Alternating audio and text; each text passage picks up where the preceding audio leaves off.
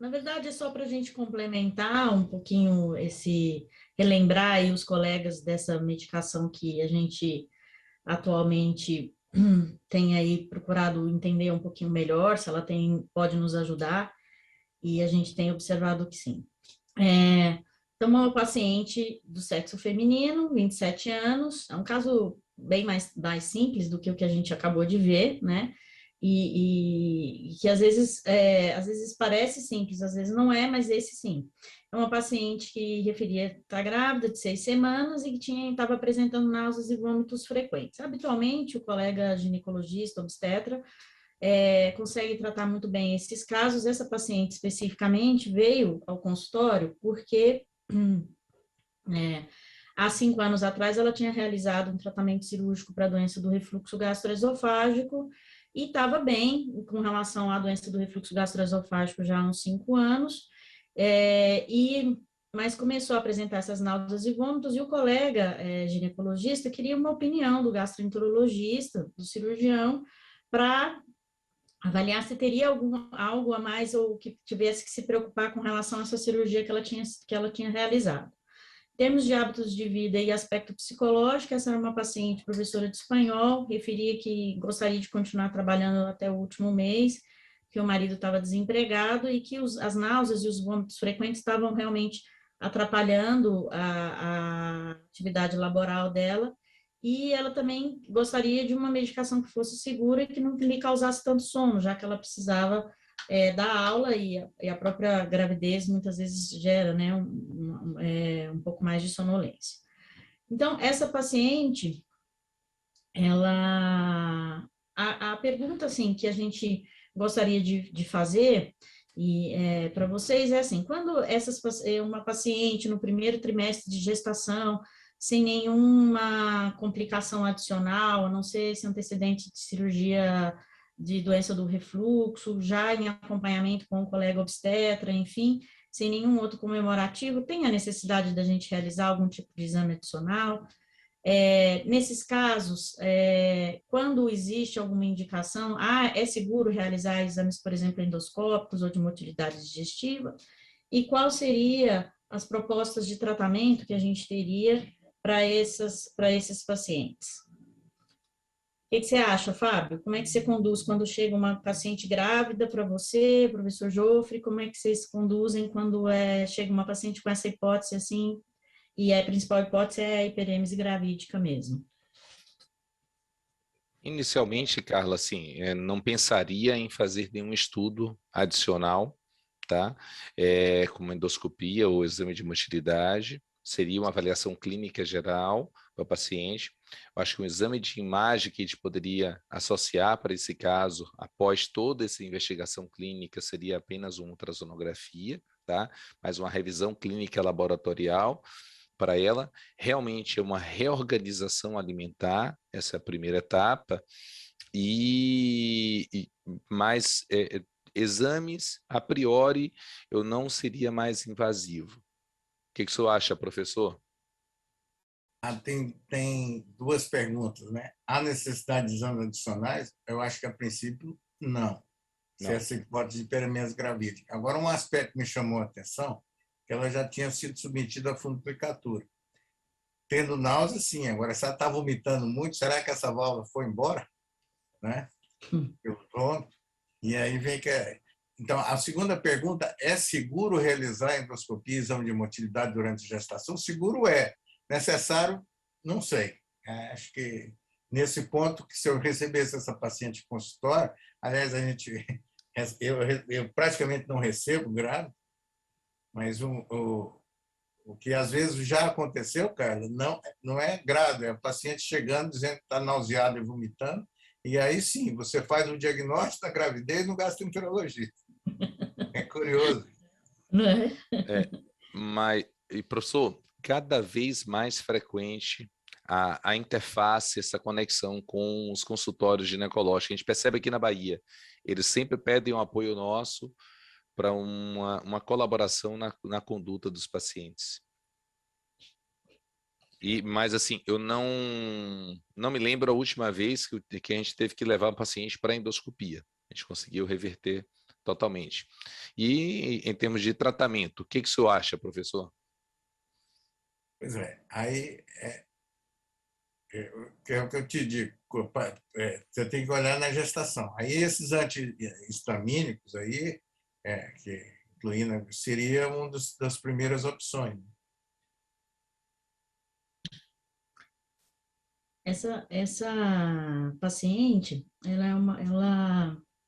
na verdade, sim, ela foi uma paciente, eu também, a gente não tem, né, também com muita frequência o paciente gestante que vem para esse acompanhamento no consultório. Muitas vezes vem o paciente gestante com quadros de constipação intestinal, né, associado, e aí para tratar a constipação, às vezes até com alguma complicação da constipação intestinal, mas para a avaliação da hiperemese gravídica ou da hiperemese gravídica especificamente, não, né? Esse caso me chamou a atenção exatamente pela histórica da questão da cirurgia da doença antirrefluxo, mas ela é uma cirurgia, mas é uma paciente que mesmo com esse histórico, mesmo que ela vomitando muito, isso pudesse, por exemplo, desgarrar a válvula, durante o período gestacional, a gente não iria conduzir isso de uma forma mais invasiva, né, de um modo geral, a não ser que fosse necessário. Então, eu acredito que os exames, eles podem ser realizados com segurança, mas, principalmente após o terceiro mês de gestação, mas, na verdade, eles acabam não tendo uma grande utilidade, né, uma necessidade de ser realizados, porque, na verdade, você não vai tomar nenhuma conduta, por exemplo, de uma nova cirurgia naquele momento de gestação, né? Então, eles podem ser postergados para uma avaliação mais específica no período pós-gestação, né? O que a gente realmente precisa fazer é tentar dar o máximo de conforto para que essa paciente possa melhorar dessa situação. Então, nessa paciente em específico, e levando em consideração isso, assim, às vezes a gente acredita que está feito o diagnóstico, hiperêmese gravídica, e eu achei muito interessante esse artigo que mostra a possibilidade de diagnósticos diferenciais da hiperemese gravídica, ou seja, de causas de náuseas e vômitos durante a gestação. Então, nós temos aqui uma série de causas de náuseas e vômitos, desde condições gastrointestinais mesmo, próprias alterações do trato geniturinário, alterações metabólicas, né, neurológicas, condições de miscelânea e até mesmo alguma coisa relativa à própria condição gestacional. Então, as causas, na verdade, de hiperemese gravídica não estão muito bem definidas. Podem ser de origem, tem uma teoria hormonal importante, né? E tem até questões relativas a uma certa indução psicológica. A paciente sabe que está nos 3 primeiros meses de gestação e às vezes até tende a ter esse tipo de desconforto, e até uma questão de adaptação evolucional, ou seja, acredita-se que nesses primeiros 3 meses de gestação as pacientes apresentam esse tipo de desconforto, porque isso evitaria que ela ingerisse alimentos que poderiam potencialmente lhe trazer algum tipo de dano à saúde e ao bebê, né? O importante é que a gente precisa intervir. Então, o tratamento que foi proposto para essa paciente foi exatamente aí o cloridrato de meclozina, na dose de 25 miligramas, até de 8 em 8 horas, se necessário, de acordo com os sintomas da paciente. E aí, revendo essa questão da fisiopatologia da náusea e do vômito, nós temos aí o estímulo que pode ser visceral, ou um estímulo do quimioreceptor do quarto ventrículo, um estímulo vestibular. Com um estímulo dessas 3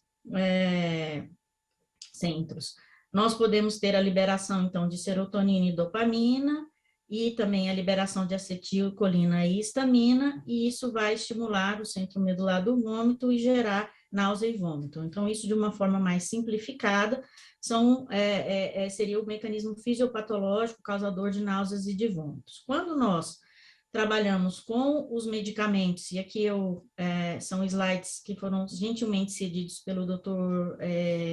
Vitório Kemp, diretor da APSEM.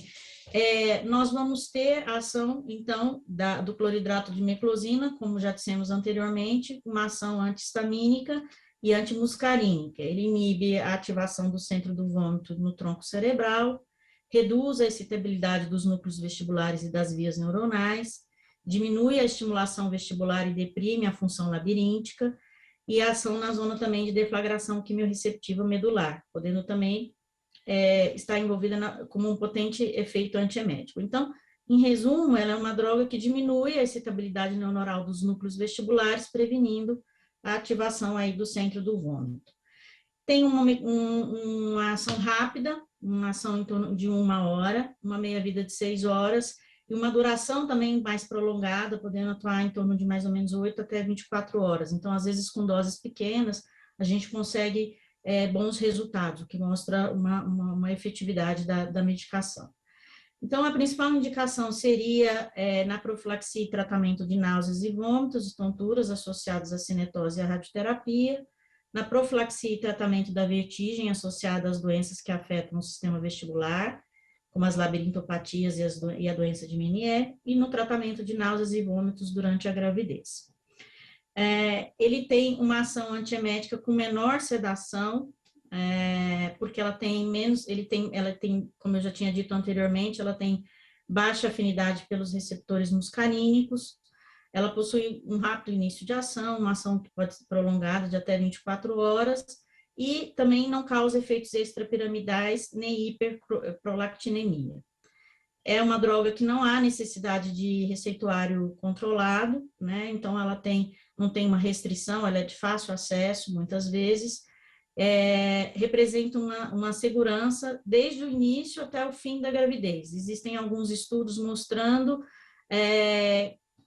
que com segurança que não induz a nenhum tipo de teratogenicidade. Ela tem uma baixa afinidade, como eu disse anteriormente, aos receptores muscarínicos, tem menos efeito colateral com relação à sonolência secura, e não interfere no hábito intestinal, o que é bem interessante nessas pacientes, principalmente aquelas que cursam com constipação durante a gestação. E o Meclin, na verdade, é a única droga, o cloridrato de meclozina nacional. Então, é um produto que tem ação sobre os 3 receptores das principais estruturas cerebrais controladoras de náuseas e vômitos, então ele tem uma potência e uma segurança como antiemético e antivertiginoso.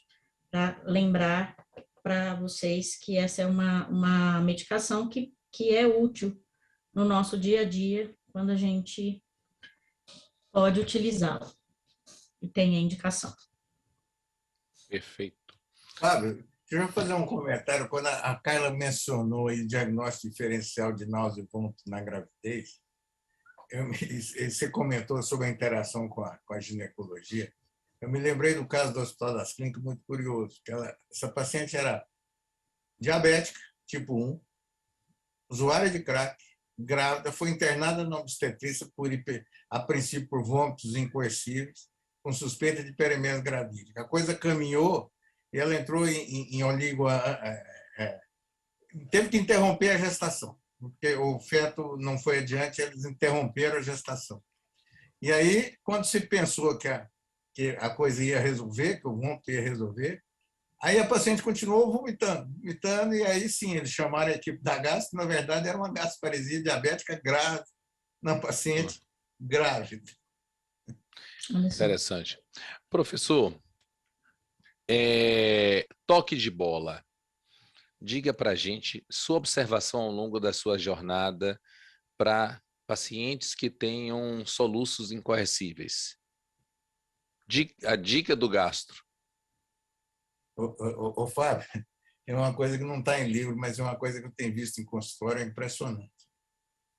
Não é farmacológico. Tinha um colega que falou assim, conta aí na sua jornada aí, o que você viu assim, de curioso, de interessante. E quem não acreditar pode tentar fazer em consultório que funciona. Um colega meu de consultório, já está falecido, contou a história de um paciente dele que chegou no consultório com a pena de galinha no bolso. E aí ele dizia o seguinte: doutor, por que essa pena de galinha? Toda vez que vem um soluço, eu cutuco minha garganta com a pena de galinha e o soluço para. E em algumas ocasiões, quando chega o paciente soluçando, às vezes por vários dias, teve um paciente que alugou um avião lá do Tocantins e veio consultar que estava com soluço. E aí eu faço o seguinte: você pega um abaixador de língua e faz um estímulo de orofaringe lá embaixo. Você induz como se fosse induzir o vômito. Você faz uma estimulação vagal, que aquilo atua exatamente no centro do lado do frênico, e é impressionante. Aí eu já pego 2 abaixadores de língua, um para fazer, o doente fica esperando o soluço par, e ele não vem, aí eu dou o outro para ele e falo: olha, se voltar, você continua. Então, aí, a hipótese dessa intervenção é curiosa. É estimulação aferente vagal, que por algum mecanismo vai acabar atuando, igual o disco de LP arranhado, que fica passando no mesmo lugar, assim é o soluço. Do ponto de vista farmacológico, né, o que a gente preconiza? Antigamente eu usava muito Neosine em gotas. Hoje a gente usa Amplectil e Baclofen. Né? O Baclofen é mais ou menos, e essas amidas, né? Então, basicamente, essa minha lida com soluço.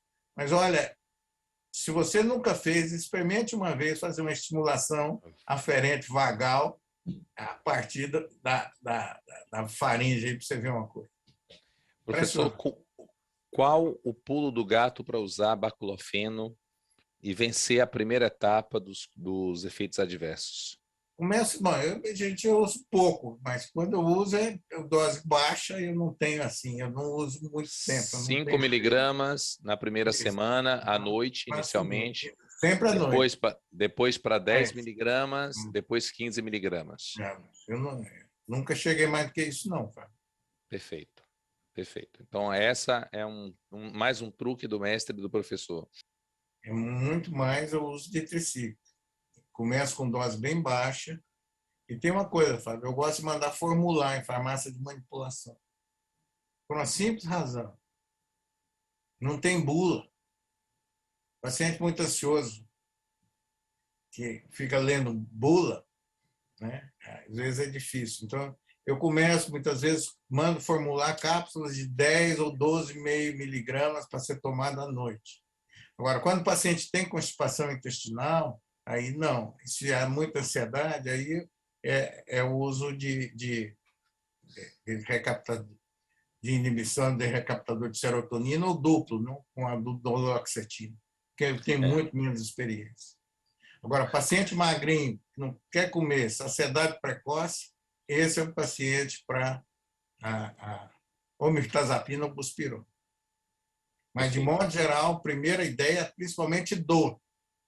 Dor epigástica, seguindo aquele trabalho do Talo, é a velha amitriptilina. Eu não tenho experiência com nortriptilina, eu uso mais a amitriptilina mesmo. E não uso dose alta, não. Os trabalhos americanos chegou a 12,5 até chegar a ter 25 no máximo. 25. Perfeito. Perfeito. O paciente constipado, professor, a gente tem tido uma relativa experiência com o uso da duloxetina associado à mínima dose da pregabalina. O paciente tem melhorado muito a dor. Vamos lá, Carlinha. Próximo caso. O Carlos está perguntando aqui, antes de mais nada, o Carlos está perguntando aqui na plateia se alguém já viu, se a gente sabe se midazolam gera soluços. Midazolam pode dar. Pode dar. Já ouvi dizer. Pode dar. No pós-endoscopia. Mudou totalmente. Depois que a gente passou a utilizar somente Propofol. Propofol não vê, né? Engraçado. Acabou.